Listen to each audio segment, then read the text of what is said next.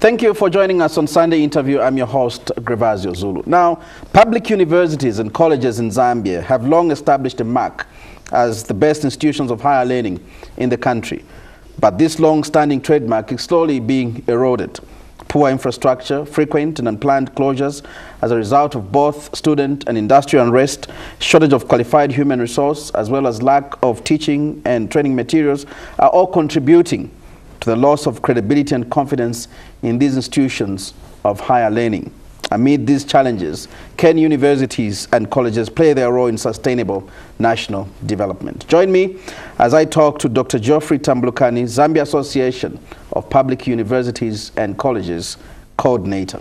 Doc, welcome to the program.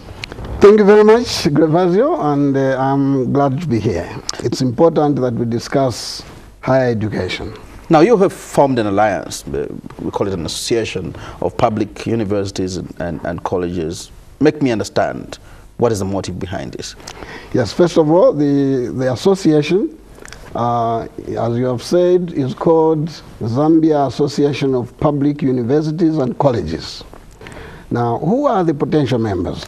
Now, before we understand why we have formed this association, it's important we understand who is a membership of this association. Now, we have 6 public universities. Those are that government universities.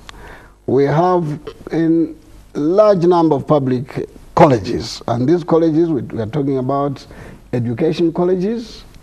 We are talking about agriculture colleges, such as NRDC, and the Monza College of Agriculture or Mpika College of Agriculture. We are talking about nursing colleges or nursing schools, those that fall under the Ministry of Health.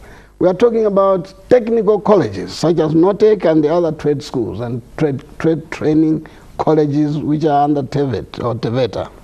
So all these are potential members of ZAPUC. That's the shorter form of Zambia Association of Public Universities and Colleges. ZAPUC, Z-A-P-U-C.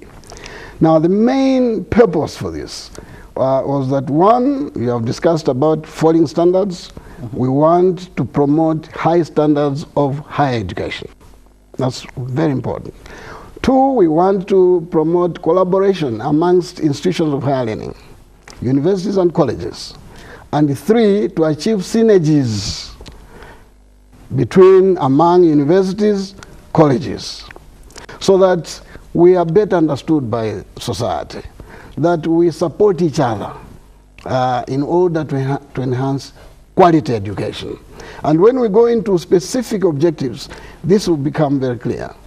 As at now, yes, universities have been working in isolation before the formation of this association, and this association was registered in 2014.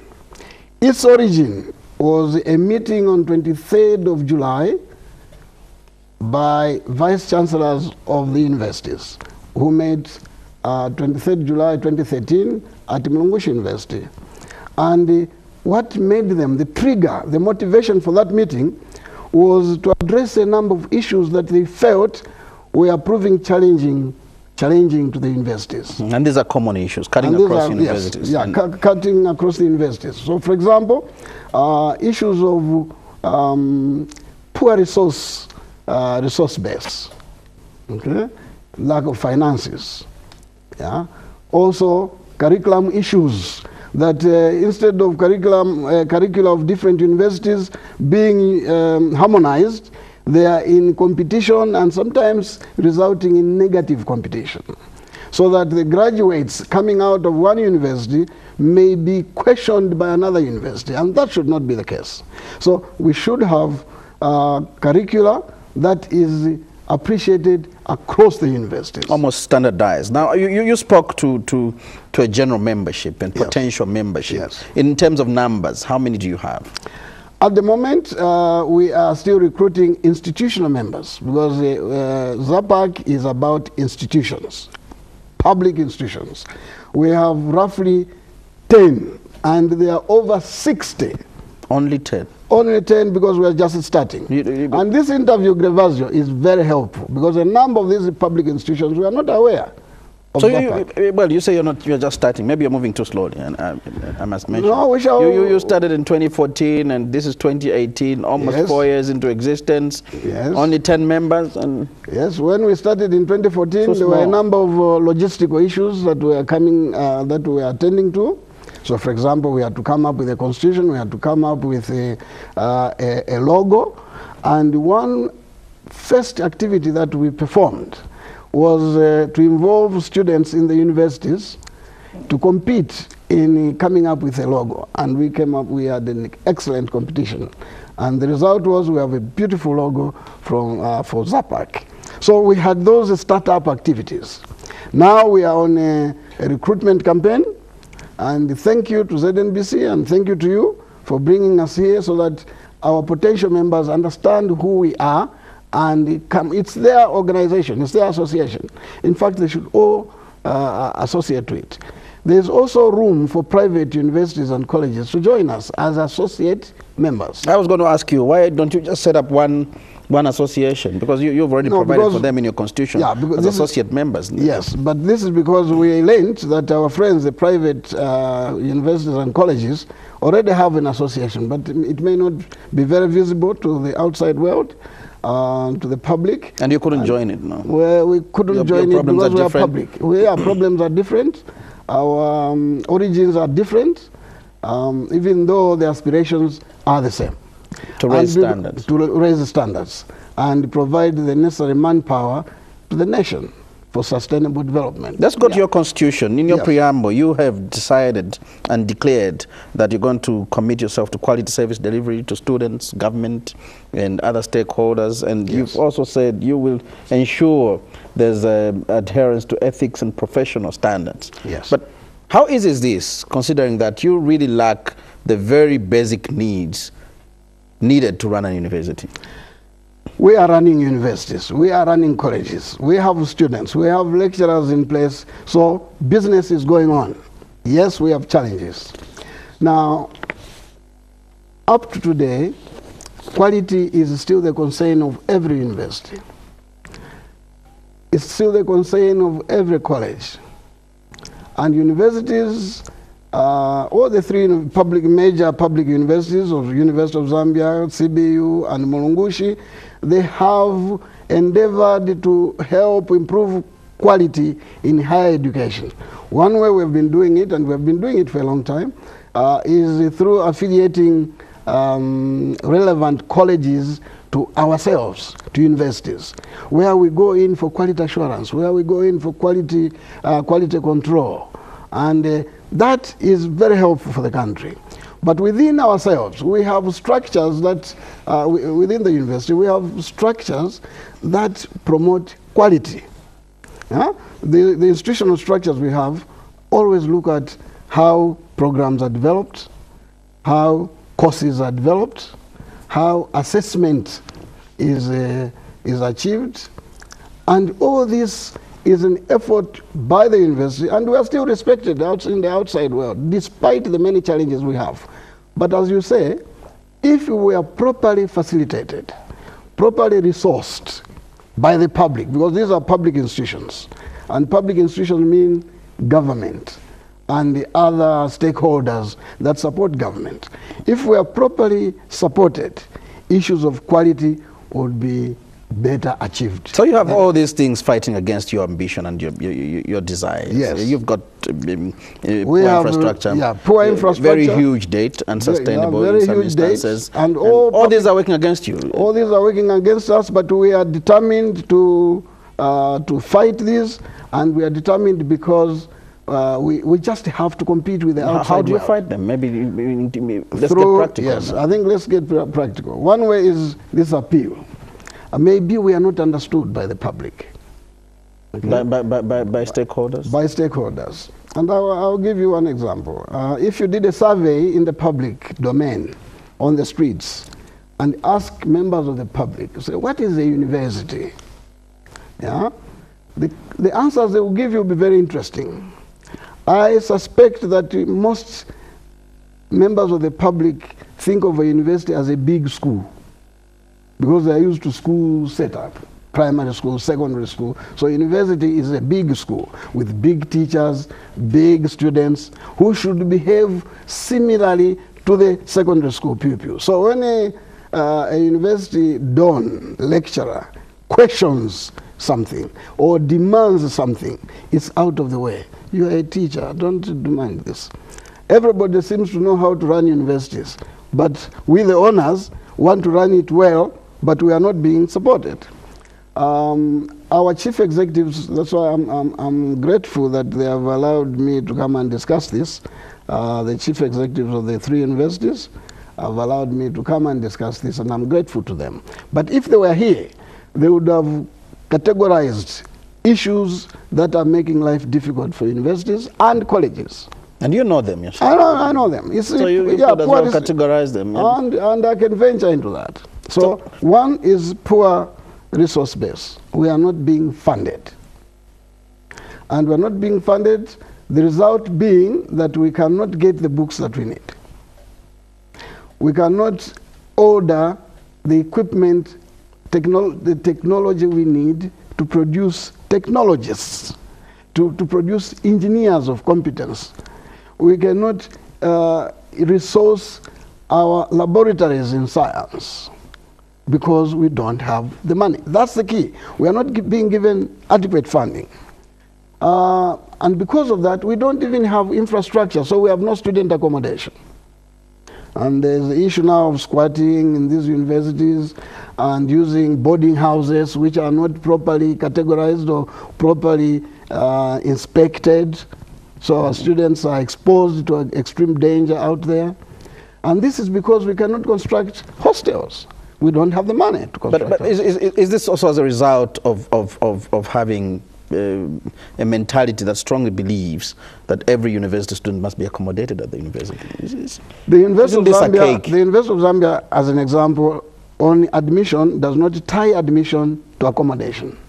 But the public seems to expect that. So they always cry, and oh, you find the queues and queues of parents trying to get accommodation for their children at the University of Zambia. So there's this perception that we should provide accommodation, but we can't. We can't because 1, we don't have the resources. 2, even the space, because we should be growing. Other universities of our age have reached a student population of maybe 60,000, 80,000. Now to have hostels for 80,000, you need a lot of space, which you don't have on that campus. So really, but you would have campuses in other places where you have land. Yes. For instance, as University of Zambia, you've got tracts and tracts of land. University of Zambia, yes, has got land elsewhere. It's not being utilized yet because of resources.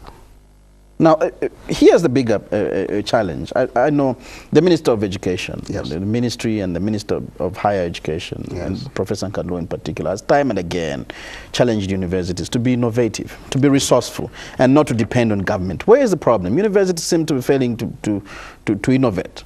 They're stuck, waiting for government to fund. Is this... One of the objectives of the ZAPUC, the association, is to promote innovation amongst member institutions, colleges and universities.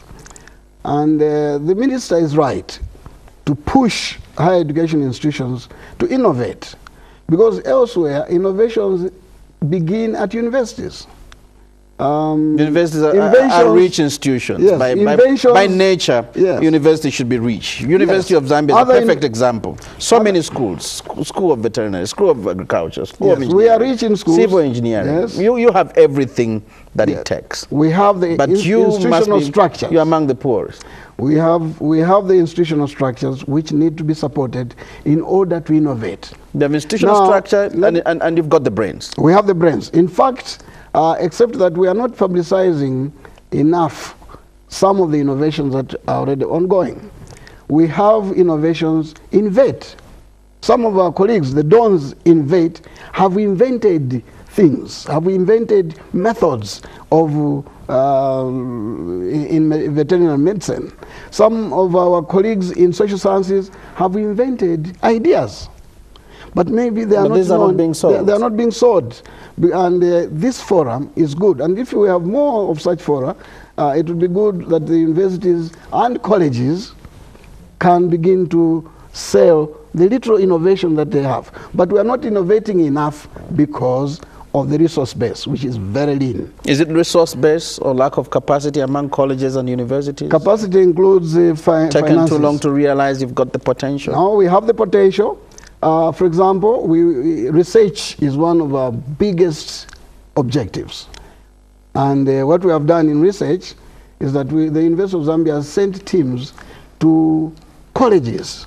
They have started with the education colleges to create centers of excellence in research in these colleges.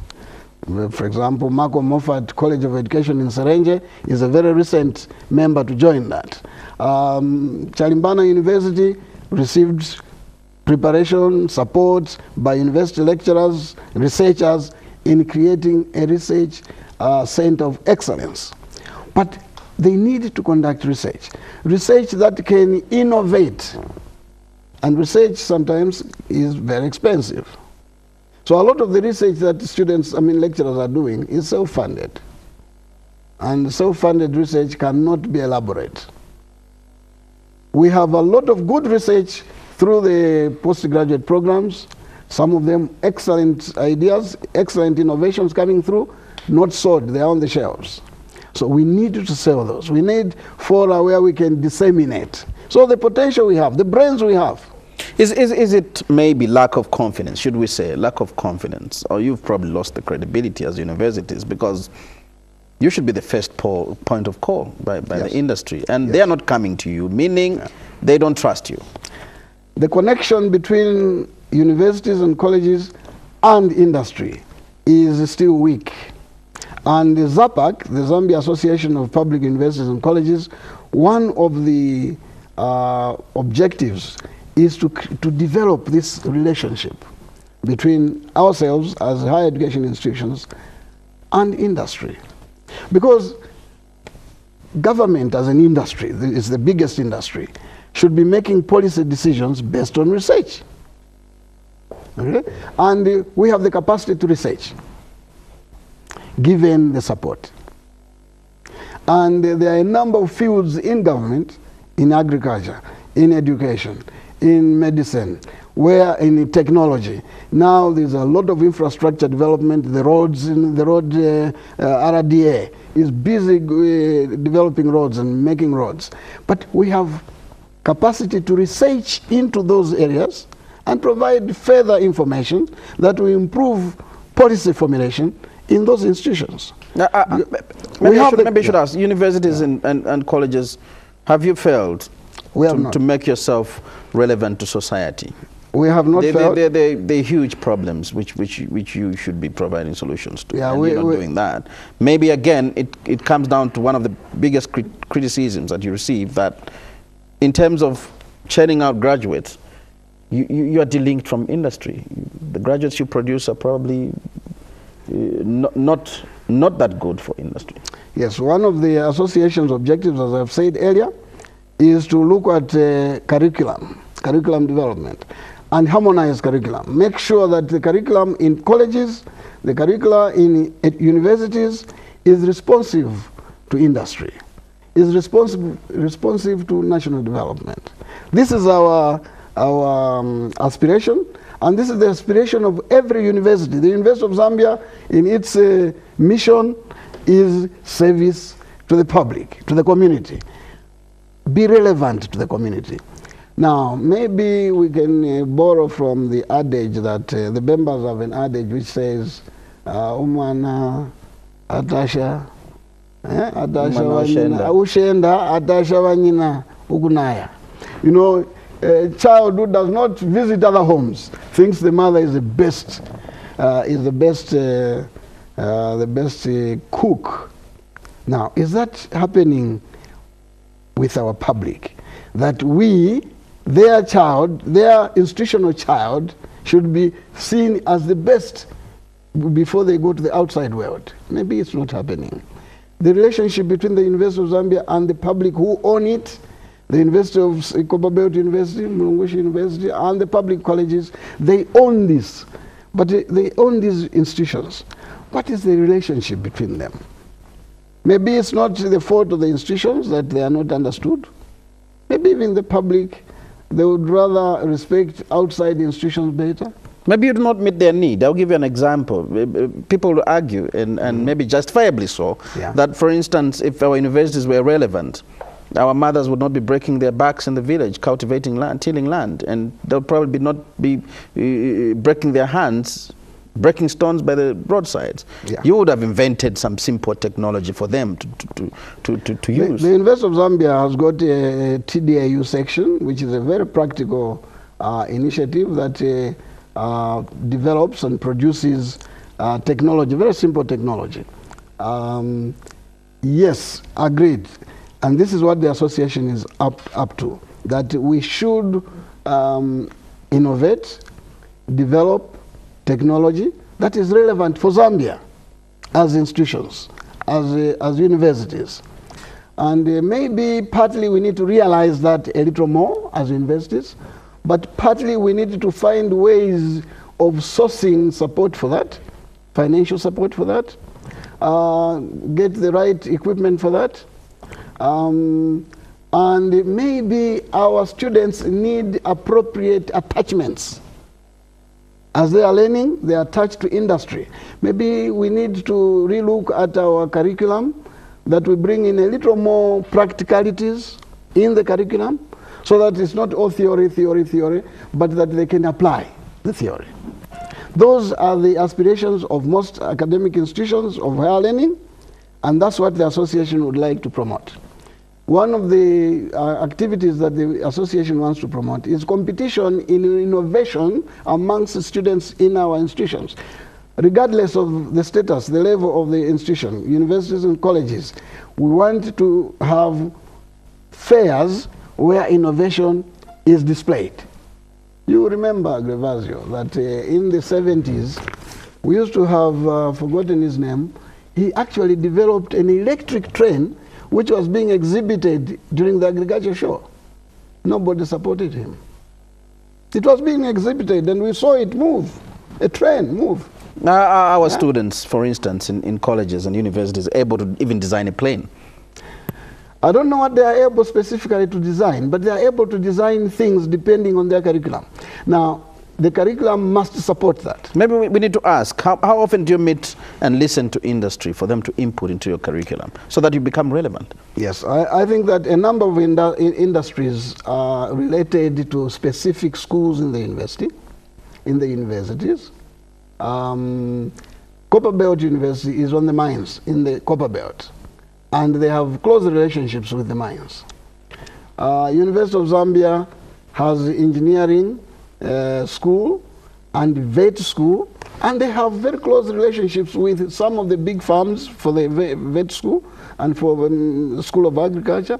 They interact, but maybe not enough. We need a lot more of that. School of Education, for example, in the University of Zambia, is in constant interaction with the Ministry of Education, Ministry of Higher Education, in the education sector. But we need to do much more, to be understood much more, so that we can contribute and be listened to much more. So relevance is the issue. We are driving towards industrialization, and I know that when people complain and they speak about Zambia maybe not even being able to manufacture a toothpick, they speak to you as universities and colleges and what you're bringing out of these institutions. Yeah, I think they are right to have high expectations of the universities, to have high expectations of the colleges. The public is right, industry is right, government is right. Universities are right. Universities are right too, to aspire. We aspire to achieve and meet those aspirations. Now, it's the bridge. It's a bridge between us and industry. And in order to achieve that, the first major activity of ZAPUC as an association is to discuss just that relationship between higher education institutions and industry. And we have a conference coming. One of the major themes, in fact, two major themes of that conference. The first one is relevance, higher education and industry. The second one is repositioning higher education institutions, universities and colleges for sustainable national development. In other words, you can see that even we ourselves as public higher education institutions, we have realized that we need to do more. And we need to discuss this. We need research into how this is can best be achieved. And the fora, such as in conferences, international conferences that we're going to have at the end of April, is precisely to share ideas. And colleagues from outside the country are coming to share ideas on how they have done it, so that we are constantly learning from amongst ourselves. Yeah? So the synergies that we should be discussing between universities and colleges and schools is that none of these should be seen as a superior institution. So one of your theme at the upcoming conference, the international conference, is your role in national sustainable development. Yes. Do you think you're doing that? We are doing at the moment, maybe at small scale. Negligible scale? Well, not negligible, but small scale, because we are doing research. Some of our colleagues, and we have at the University of Zambia, an initiative called Gateway. And it's one way of linking industry to university, so that we have consultancies in order to feed into industry development, into national development, in the various sectors of government. We are ready to do that. And some of our colleagues at small scale are doing that. But shouldn't this be the larger scale of universities? Innovation, yes, it should new ideas, and the country is lacking that. We're not seeing so much of new ideas coming out of the universities. What we're seeing is just human beings coming out of universities. No ideas, nothing. You know, there are some ideas which we haven't published, but you are right. This is the business of the university. The university should be idea production centers, yeah, innovation production centers. But to everyone, every stakeholder of a university, of a college, must contribute to that. To stand aloof and expect the university without linking to the university and supporting the university may not be very fair to the university. So, for example, just this morning I saw on a WhatsApp posting a university don in the School of Education is has developed a platform for colleagues that came from the University of Zambia and were accommodated at the University of Zambia to adopt rooms at University of Zambia, which they can refurbish, improve, and things like that. That's an excellent idea. Getting UNZA graduates to reconnect with the university. We have an alumni organization, arrangement, where we want former graduates of the university to come to the university and support the university. We had an excellent function last year to reactivate interest in the university, reactivate love and concern about the university where you came from. Give ideas, come back, support it if you can. If you are a chief executive of an industry, what can you do for the university? Is it fair for government and probably maybe even for the public that you institutions of higher learning, a good number of them, are training bricklayers, training civil engineers? Yeah. You still go back to government to refurbish your buildings. Wouldn't you use your local resource? Yeah, and those are the missing points. Those are the missing link. Those are the mismatches in the links. We are talking about universities here, but we have even colleges training bricklayers and cannot build their own hostels. We have technical colleges, trade schools, which are supposed to be members of ZAPUC, who are being trained in bricklaying, metal fabrication, and all sorts of things, painting, everything. And when you have a bridge that is swept away by a flood, the army goes to repair. Where are our graduates? We have people that can do that. Maybe we should be, it's a mindset change in the institutions, in the public, to have confidence in us, mindset change in ourselves, reinvigorate our own self-confidence maybe, that we can do it. That what we do is of quality. We shouldn't be comparing ourselves to external forces, external experts, because we are, you know, when Zambians go to train outside, they perform very well, excellent. In their classes, they're amongst the best. But when they come here, that confidence that they have created out there needs to be nurtured and exploited.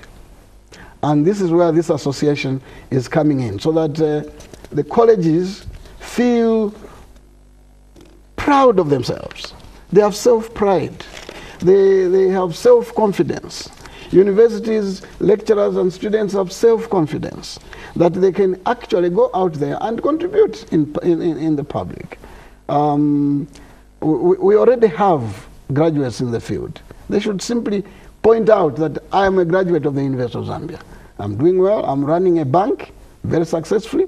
I'm a graduate of the University of Zambia. But that link is missing. So it's like the universities and colleges are not contributing because the link is not being seen.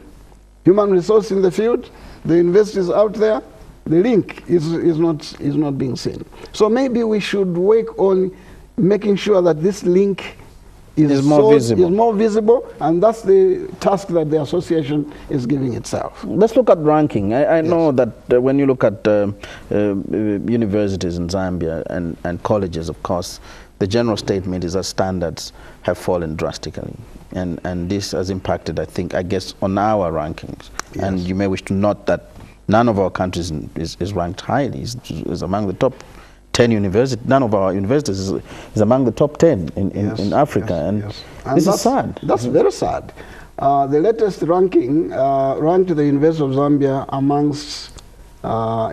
ranked the University of Zambia at 31.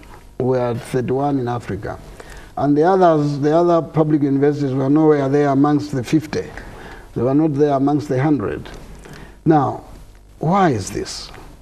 We as universities feel very bad about that. But instead of mourning about it, we should reflect as a country about this. First of all, who would rank a university that is constantly, regularly, frequently closed highly? Because universities are ranked based on a number of factors. One of them is to have international students. Now, if you get students from Europe, they come to study here. And as soon as they arrive, it's closed because of cholera, it's closed for various other reasons. Will they send their students here? They won't. So we'll be missing out on the international student aspect. We need very high research output. Research needs to be funded. Universities don't want to research. The research fund in the university, in the college, very low, almost zero.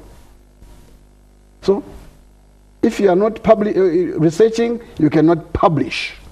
Because articles to be published in journals emanate from research. Is it as a result of lack of funding, or maybe probably your lecturers and in these universities and colleges are too busy moonlighting? No. The lecturers are very hardworking. The lecturers have funded themselves. They have done self-funded researches. Because in the universities, to be promoted with the end at the lecturer 3 level rank as a lecturer, you must go up to full professor. Okay, so lecturer 3, lecturer 2, lecturer 1, senior lecturer, associate professor, professor. To rise on this ladder, you need research. So every lecturer knows that. Every lecturer is motivated to research so that they rise. They don't want to be at lecturer 3 for years or lecturer 2 for years. They want to be professors. So it's not inherent in the lecturers that they are not researching. It's the resource base. They don't have funds for research. The other reason is that there is a shortage of staff. We have lecturers, but they're not enough. All the universities are understaffed. And more are being created. So where do we get the staff from? Yeah, that's the problem. The existing universities must produce the staff, or we continue to import staff, which is very sad. So, because of lack of staffing, inadequate staffing, most of them are overloaded. You find they are teaching 3-4 courses. And some of the courses are huge. Some of the courses, like education foundation courses in the School of Education, 1,000, 2,000 students. So one lecturer must repeat the lecture 3, 4, 5 times in order to capture the entire class. Where do they find time? Then there's marking. Where do they find time to do research? So there are two, there are challenges that inhibit research. Funding, they are motivated to research, but funding is not there, and the load, the teaching load, because of inadequate staffing. So they do not have the time. So we need, the time is short. So we need to recruit adequate staffing. We did a study as the University of Zambia, and I think this will be relevant to other universities and colleges on the optimal student-lecturer ratio. And the appropriate across Africa is 1 to 13. One lecturer must teach 13 students. That's where effective teaching will take place. The University of Zambia, we have a student-lecturer ratio of 1 to 100, 1 to 80. It's difficult to provide individualized consultancy. Because in the university, to teach in the university, you have a lecture, you have a tutorial, but you have consulting hours which you place on your door. Now, if you have 80 students, how many will see you in 1 week? So those are the challenges. Doesn't work. Now, I know that one of the tasks you've given yourselves as an association is to raise the profile and image of the quality of higher education in Zambia. Yes. How are you doing that? How do you intend First to of all, is through collaboration and interaction amongst ourselves, so that we are able to share best practices. We are different universities. We are doing things maybe differently. We are different colleges. We are doing things differently. I'll give you one very good example, and I'm sorry, I hope I don't embarrass them, but they'll be proud about this. I came from Malcolm Moffat College of Education last week. It's in Serenge. That college has managed to reduce the external support for funding its operations and feeding students and so on by over 50%. They're producing all that their students feed. They have a big farm. Every student is happy to work. They have an hour or so, some time allocated to go and work on the farm. They have a hammer mill, a grinding mill. They produce and label their own milling mill. They have fish ponds. They have poultry, big poultry. They have eggs. Students eat eggs every day. A college. But other colleges are struggling. So the association is saying there are some good practices out there. Without expecting everything to come from government, there are some good practices which we can learn from one another from. The same with universities. University of Zambia is huge, but we can still learn, as the University of Zambia, from the smaller universities. How are you doing this? So this interaction is one way in which we are expecting that quality can be enhanced. Mm-hmm. Now, secondly, the other aspect that we enhances quality amongst member institutions, not just amongst universities, but universities and colleges, is that universities must be available to the colleges, through the appropriate schools, to support those colleges in terms of curriculum development, in terms of assessment structure, administration of assessment, and the marking, and just the teaching. Now, people qualify with degrees, master's degree, to teach at university. Some of them have no teaching experience. So what the University of Zambia has done is to develop a UTLIP, it's a University Teaching Improvement Program, where lecturers in School of Education go to School of Engineering, School of Medicine, School of Law, to teach teaching methods, how to teach They have the content in law, they have the content in engineering, but they want to learn the strategies of teaching so that it's effective and their learners, their students can learn better. Is this idea being shared among other universities? This is the idea of the association, that when we interact through this association, they can learn these practices. It's working, it has started working well in the University of Zambia, and we hope that teaching, despite base, despite the technology, the lecturer can perform slightly better than otherwise. There's a huge number of private investors that have mushroomed onto the country. Would you think this has also contributed to lower ranking? Well, universities are ranked individually. They're not ranked nationally. So those private universities must compete and demonstrate that they can compete with other universities in Africa and across, globally. But the concern of people use the word mushrooming of these universities, the private universities, meaning that people are a little uncomfortable that too many maybe the number is too much. Well, the number, infrastructure is equally poor. And the location of the university, backyards and dilapidated buildings. But government has put in place measures through the Higher Education Authority, and the Higher Education Authority has created teams to evaluate these universities. Do you think they're doing enough as an association? No, as a Higher Education Authority, they have just I think they started last year, and they are utilizing some of the expertise that exists in these universities, including University of Zambia, to go from college, private college to private college, private university to private university, and they have even gone to public universities. You know, some public universities. But of course, they're probably so lenient, a bit lenient on you. Well, lenience, I don't know. They would have to answer that question themselves, but I'm one of their evaluators.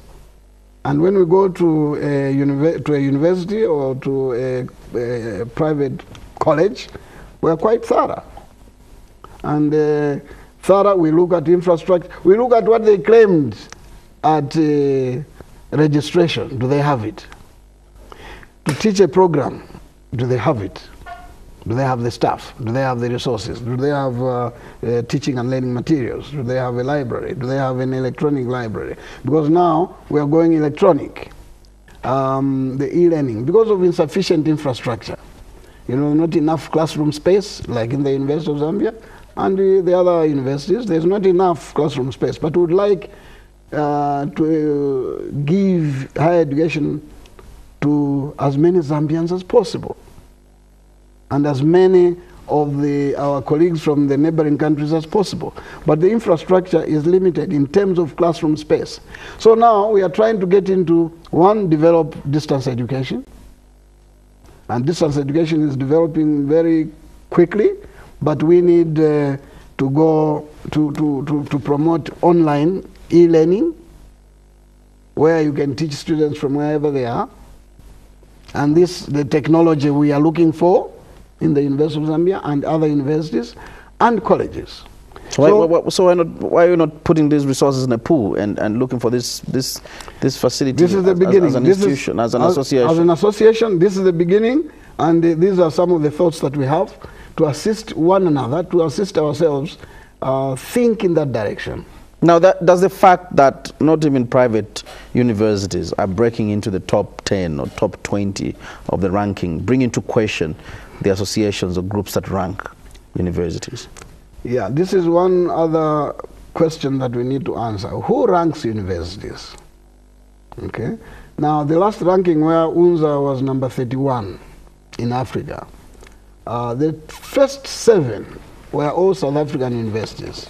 Maybe they're and good. the ranking body is closer to South Africa. So maybe they understand those universities better than the other universities. But we don't want to complain about that. I think let us reflect on ourselves, and it's both government as a stakeholder and private sector as a stakeholder, and ourselves, both administrations and lecturers and students, reflect How do we do our business?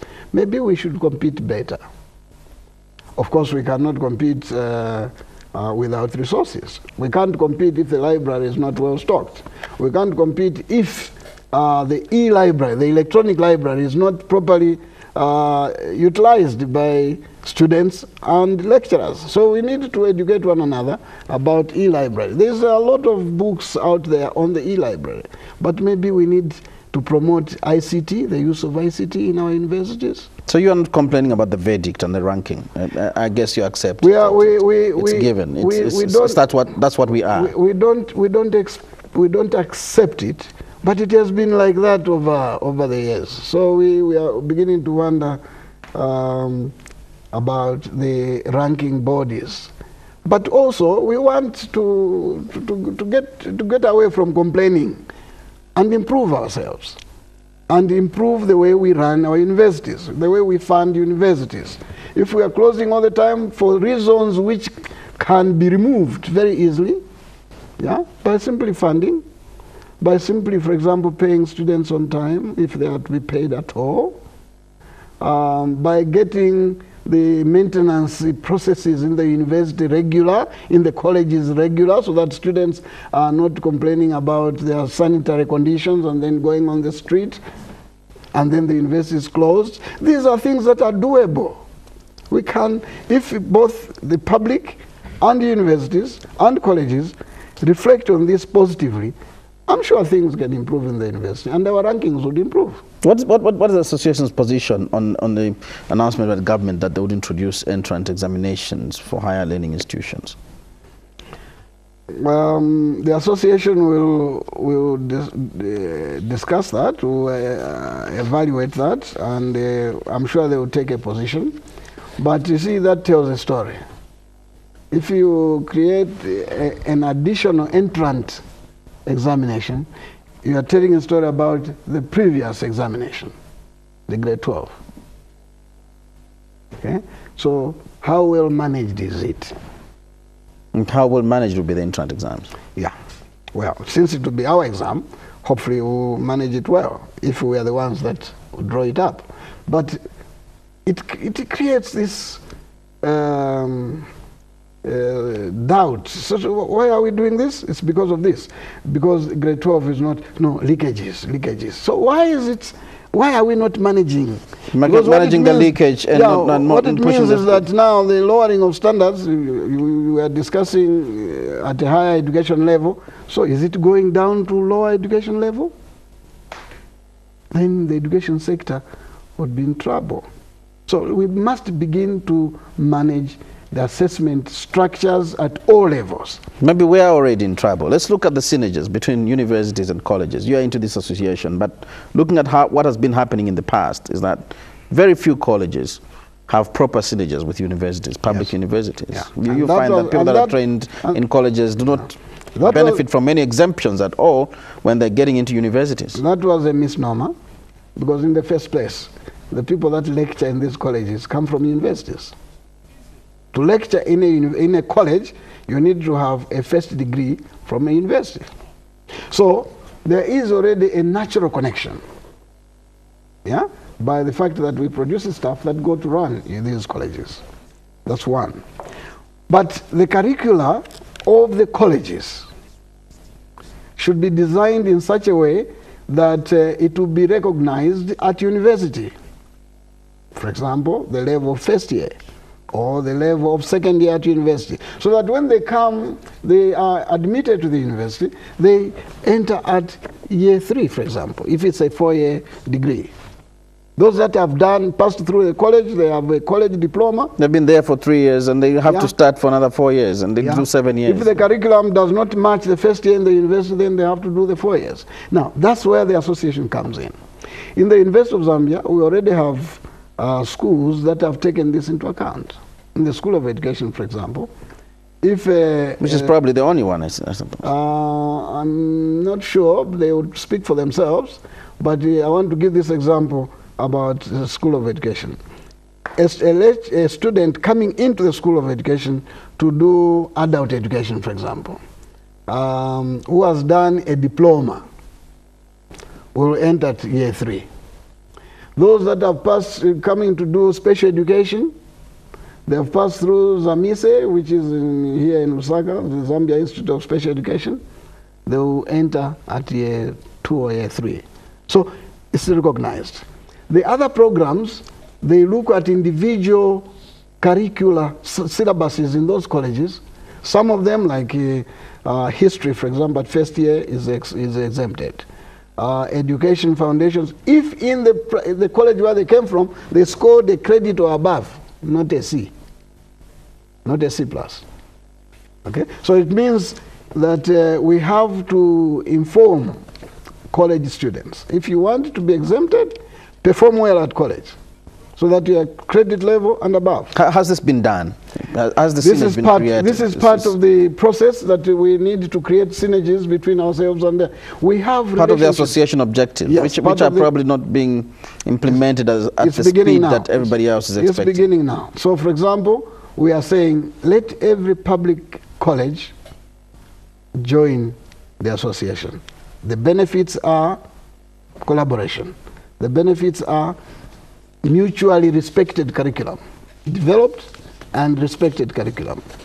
Because even amongst how do you explain the fact that public universities do not recognize these qualifications from colleges, public colleges, but private universities do exempt students from public colleges? Yes, and if you go to where the graduates go, you may get a picture of the kind of perception the public in those industries where those students from the private universities who accept students from colleges of a certain performance level. They will tell you how they are performing in industry. So, for example, teachers who may not have acquired a credit on graduation from the college, they are taken on, okay, in a private university. Are they teaching well where they go? And if you go to schools, you need to do a study. But what we have heard is that schools are complaining. So we need to upskill and upgrade the admission levels. But the colleges need to do better themselves. The colleges and ourselves, through our synergy, need to make it clear that if you want to be exempted, you must perform at this level. If you want to come to university, perform at this level. Or we participate in the development of their curriculum, so that automatically we know if they leave the university, the college, then they have reached this level, and when they come to the university, they should be accepted. They can qualify for exemptions. They qualify for exemptions. As we close the program, I want you to speak briefly about the international conference that you're hosting in April. Yes, thank you very much. Who's coming? Thank you very much. What is the conference about? Yeah, this conference is the first major activity by the ZAPUC, and it's the first one that brings colleges and universities together. One, to organize it. So in the team of organizing this conference, we have membership from all these, so that it's owned by ZAPUC, it's owned by universities and colleges. It's an international conference. 3 themes. The first theme is higher education and relevance to industry. The second theme, repositioning, because we acknowledge that maybe we are not very well positioned, repositioning higher education institutions, universities and public colleges, in sustainable national development. And the next one, the third one, is ICT, use of ICT in higher educational institutions. Now, these 3 are critical for us, because we want to understand ourselves, we want to place ourselves as institutions through the association to be relevant to the nation, to be relevant to industry. And we have publicized it. We are expecting presenters from outside the country. When you say international, what is your coverage like? Africa? The coverage is world. We have publicized it all over Africa and globally. And the guest of honor to open this conference is the Minister of Higher Education. Now, our member institutions come from across the ministries, but this time around, the Minister of Higher Education is coming to officiate at this conference. Dr. Tambulukani, thank you very much. It's been a pleasure having you on the program. Thank you, Grevazio. You've been watching Sunday Interview. We'll be back next week at the same time. Pleasant viewing.